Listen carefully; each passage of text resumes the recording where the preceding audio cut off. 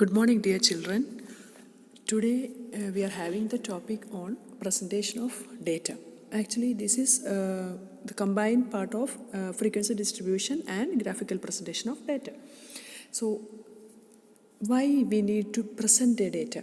As we were mentioning in the last classes that, or in the last class, that a data is there and data is different from information. When we collect data, it is only a set of numbers, but when we transform, when we process it, when we do some summarization in that data, then that data transforms to information. So both data and information are different. Now, what's the need of presenting a data? If we are asking each of your what is the age of each of the students of this particular class, so you will tell your age. Merely getting the numbers or the age in numbers doesn't make any sense. When we calculate the average value of that, we can tell that the average age of students of this particular class is say 20 years. So like that we can tell, or the average age of the students of this particular class is 21 years. So like if we do like that, then it makes sense as it transforms to information. So if the data is there, the values are there with us, and when we present that data, it is easily understood by a layman who are not studying statistics. Understood? So that is the main purpose of presenting a particular data, so that it is understood by a person who is not having any idea about statistics, or he can understand what you are trying to explain. So that is the reason for presenting a data. The first reason is to extract all valuable information that is present in the data. What all valuable information is there in that data that we want to extract, that we want to get from that data. To provide a concise or compact view of the data set and its principal characteristics. That means if you are trying to explain the blood group of the students of this particular class. So you will find that for blood group A, maximum number of students will be there. For blood group O, minimum number of students will be there. Like that, you will get the distribution of the blood group of the students of this particular class. So that makes sense. So if you want to give the data in some blood bank to collect the blood later, then it gives some sense for the investigator who is collecting the blood group. So like that, this data, the presentation of data is of prime importance when we need it at some purpose, or when we need it for some purpose. And then there are different types of presentation of data, and also it depends on the type of variable. That means if we are trying to, if the data is there with us, we want to categorize that data as we were doing in the last class, whether the data is nominal, ordinal, discrete or continuous. So for the qualitative data and for quantitative data, the presentation of data is different. For qualitative data, the data can be presented by using either bar chart, bar diagram or pie diagram. For quantitative data, we will use the frequency distribution table. So like that, based on the data, the presentation of data itself is different. So bar diagram, what do you mean by bar diagram? So this is a typical example of a bar diagram. So even though you can see that in the x-axis age is there, when you tell age is a quantitative variable. That means average age you will get. So that means it's a quantitative variable. But I am naming the age of 19 as it is a name that is given there. So that is why it is predicted here, or that is why it is explicited here as a qualitative variable. The name is given. Blood group, that means we are naming a group like that, blood A group. That means we are naming them as a nominal variable. So it can be expressed as a bar diagram. So qualitative variable can always be explicited using a bar diagram. Bar diagram itself are of different types. This is what we call a simple bar diagram. Again, there is component bar diagram. That means you can see that in a simple bar diagram, we are having bars. Each of this rectangular block is what we call as a bar, and there is equal distance, uniform distance between that bar, and you can see that the The frequencies of the data is what is the we call as the height of the bar, and the gap between the bar should be half the width of the bar. That is what we will always tell when we draw the bar diagram. The width of the bar, the gap between the bar should be half the width of the bar. So this is what we are expliciting in a bar diagram. And there are other diagram what we call in the bar diagram as component bar diagram. That means if you are having more than one variable or two variables are there, then the two variables can be combinedly shown as a component multiple bar diagram. That is what we call as multiple bar diagram. That means two variables, if you want to explicit socioeconomic status and education, or socioeconomic status and say the blood group of patients or blood group of the particular individual set of individuals, then the both can be combined and we can two diagrams will be joined together, and that is what we call as multiple bar diagram. Component bar diagram is that a single bar itself is divided into various components. The same socioeconomic status and the blood group can be expressed in component bar diagram. That means here as a single bar that is divided into two or three components. So that is what we call as component bar diagram.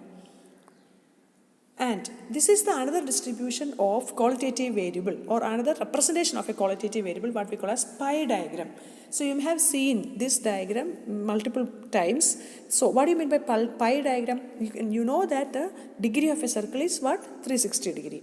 So what we will do to draw the pie diagram is that the whole circle is divided with different components, and we will assign a particular degree or a particular percentage to each component so that the whole circle is divided into various components. So how we will assign it like that? Here what we have seen is that for BA it is 33 degree, for BCom it is 27 degree, and for BSc it is 40 degree. 40 degree, 33%, 27% and 40%. So from where you got that percentage? You may be knowing that, or the data will be like that, like BA there will be 20 people, and BCom there will be 10 people, BSc there will be 5 people. I am telling an example only. This is not the exact value that is shown here. So if it is like that, then what we will do is that 20, so what is the total number? 20 plus 10 plus 5, 35. So 20 divided by 35 multiplied by 360 degree. Like that you will get a particular degree there. So that degree you can measure by using the protractor, and then you can draw the pie diagram here. So that is how we will draw the pie diagram. So how we will draw the pie diagram? The frequency of that particular variable divided by the total frequency multiplied by 360 degree, you will get a particular degree there. So that you will tell here as the measure here using protractor when we draw the pie diagram manually. Otherwise you can draw the pie diagram using Microsoft Excel also. There we will draw it in by using that Microsoft Excel, using the pictures formula or the insert. There is charts and diagrams are there. Like that you can draw the pie diagram in Microsoft Excel. So this is the representation of a qualitative variable. So bar diagram and pie chart is a representation of what? Qualitative variable. What is qualitative variable? Nominal and ordinal variables are qualitative variables. So how we will draw it in the bar diagram? Along the x-axis we will take the variables, and along the y-axis we will take the corresponding frequencies, and then we will draw the particular bar there. There is uniform width between the bars, and the gap between the bar is half the width of the bar. So like that we will draw the bar diagram. And pie diagram, the circle is there, the circle is divided into different components. We will assign a particular variable to each component by taking the corresponding frequency divided by total frequency multiplied by 360 degree. The next is what we call as the representation of a quantitative variable. So the first and the foremost representation of a quantitative variable is by drawing a table, tabular form. So how will you draw the table? Have you seen the tables? What all things are there in the table? There will be rows, there will be columns. And for drawing the table, the first step you need is that you name the table. You number the table, and then what we will do is that we will assign particular headings for either rows or columns, or for both rows and columns of a table.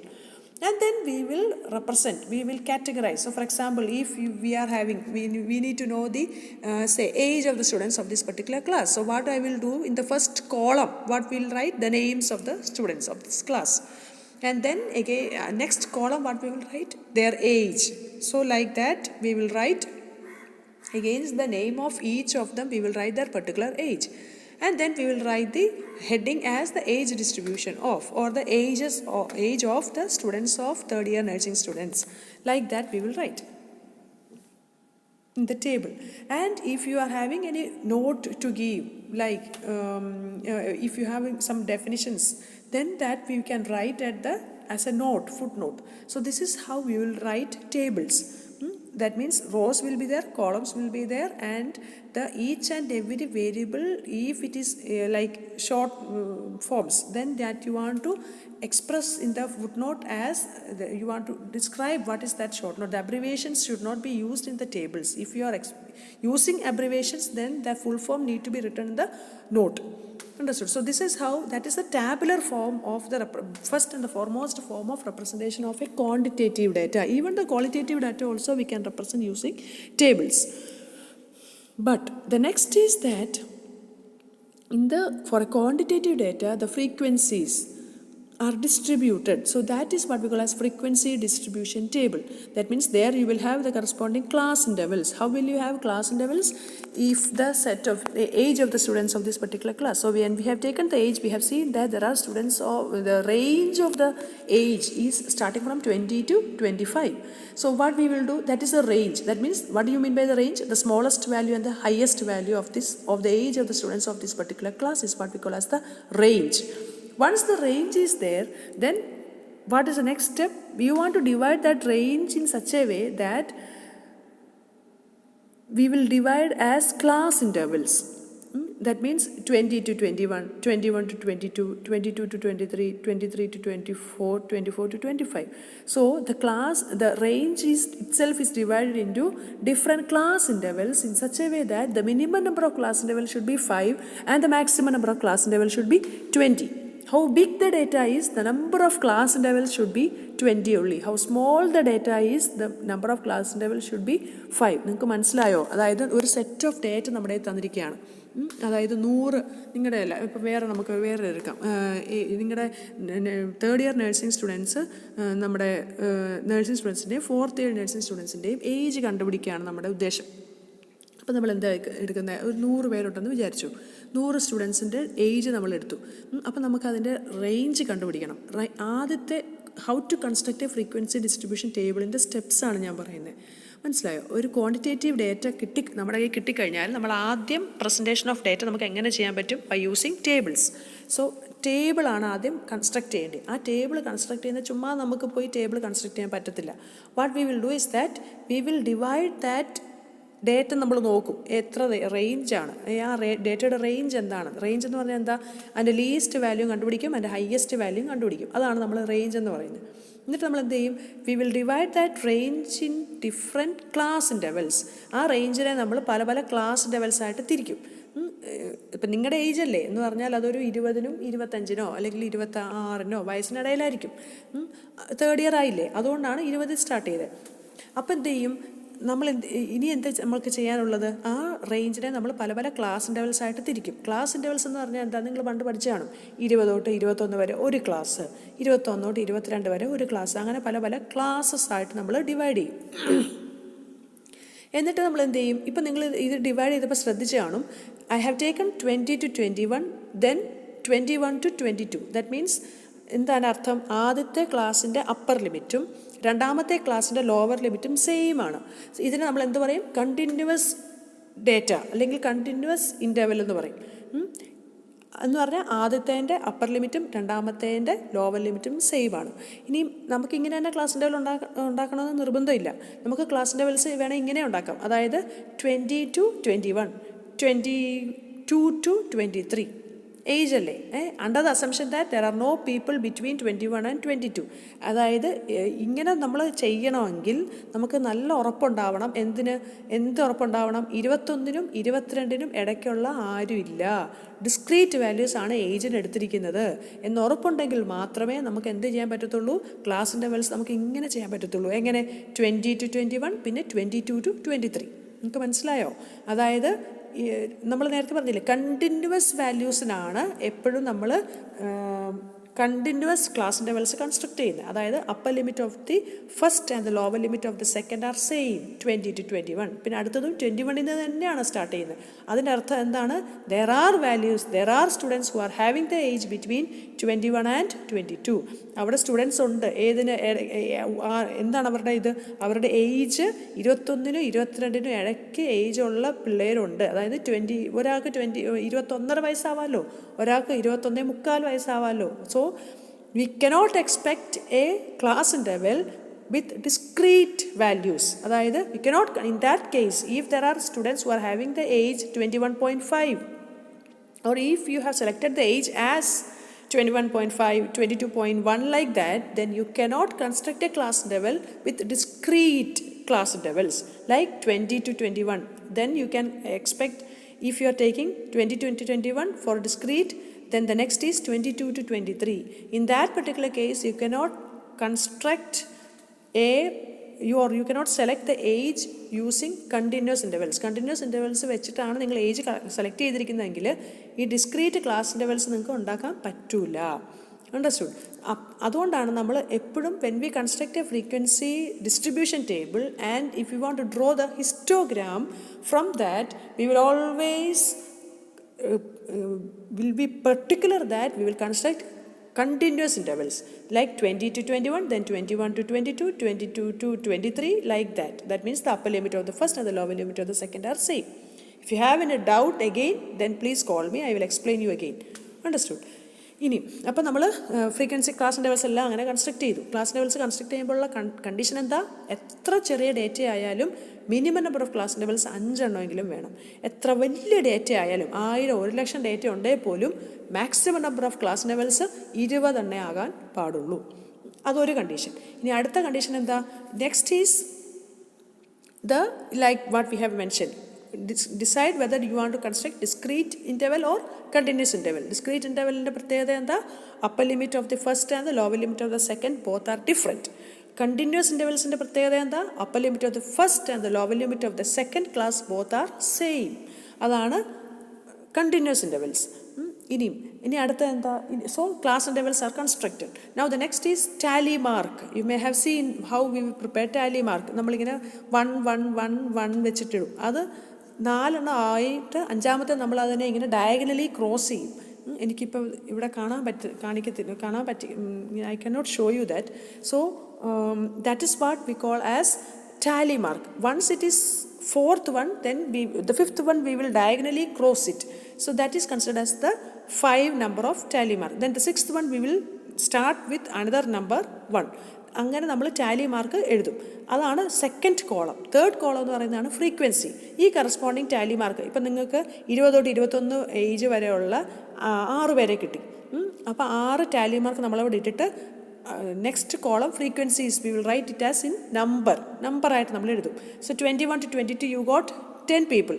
That means tally mark we have written and then the frequency column we have written the corresponding values 10 എന്ന് പറഞ്ഞ number നമ്മൾ എഴുതും.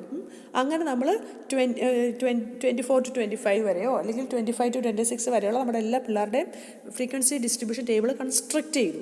And this is what we call as A frequency distribution table. So that means first column is class interval, second column is Tally mark, third column is what we call as the frequency. I will draw it in your WhatsApp group so that it is more clear to you. ഇപ്പോൾ നിങ്ങൾക്കൊന്നും മനസ്സിലാകത്തില്ല ഇങ്ങനെ ഞാൻ പറഞ്ഞാൽ. അപ്പം ഞാൻ ഈ video കേട്ടിട്ട് നിങ്ങൾ വാട്സാപ്പ് ഗ്രൂപ്പിലെ ആ ഫോട്ടോയും കൂടെ കണ്ടു കഴിയുമ്പോൾ നിങ്ങൾക്ക് കാര്യം മനസ്സിലാവും. So this is what we call as frequency distribution table.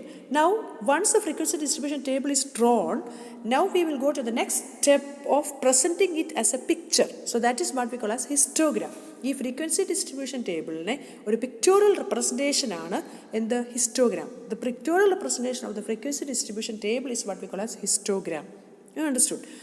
So in histogram what we will do, the class intervals what we have seen there as class intervals, that we will write along or draw along the x-axis, and the frequencies we will draw along the y-axis. And unlike the bar diagram, in bar diagram we have seen that there are gap between the bars, but in histogram there is no gap between the bars. You can see ബാറുകൾ തമ്മിൽ ഇവിടെ gap ഇല്ല. മനസ്സിലായോ? ഇപ്പം നമ്മളൊരു continuous intervals വരയ്ക്കണം എന്ന് പറയുന്നത് അതുകൊണ്ടാണ്. Upper limit of the first and the lower limit of the second both are same. അങ്ങനെ വന്നാലേ ഈ ബാർ ഡയഗ്രാം ബാറുകളുടെ ഇടയ്ക്ക് gap ഉണ്ടാവാതിരിക്കത്തുള്ളൂ. So that is the histogram. That means class intervals we will draw along the x-axis and the frequencies along the y-axis, and for each class intervals we will draw the bar so that you can see that it is constructed as a web. ഒരു web പോലെയാണ് നമുക്കതിനെ തോന്നുന്നത്. So that is why it is so called as histogram. Histo means web, and so the graph of that is what we call as histogram. So the first and the foremost pictorial representation of a quantitative data is what we call as histogram. And the next is from the joining the midpoints of this histogram blocks. ഈ histogram ബ്ലോക്സിൻ്റെ midpoints കണ്ടോ, അത് നമ്മളൊരു line കൊണ്ട് join ചെയ്യുവാണെങ്കിൽ we call this graph as a frequency polygon. So each of these midpoints of this histogram blocks are drawn by using a straight line, then that is what we call as frequency polygon. And when we draw this by using smooth freehand curve, then that is what we call as frequency curve. Understood? So these are the representations of the pictorial representations, or the presentation of data is basic thing. And once you have heard this video, we will go to the WhatsApp group. There I will share you some pictures so that it is more clear for you. Okay, thank you.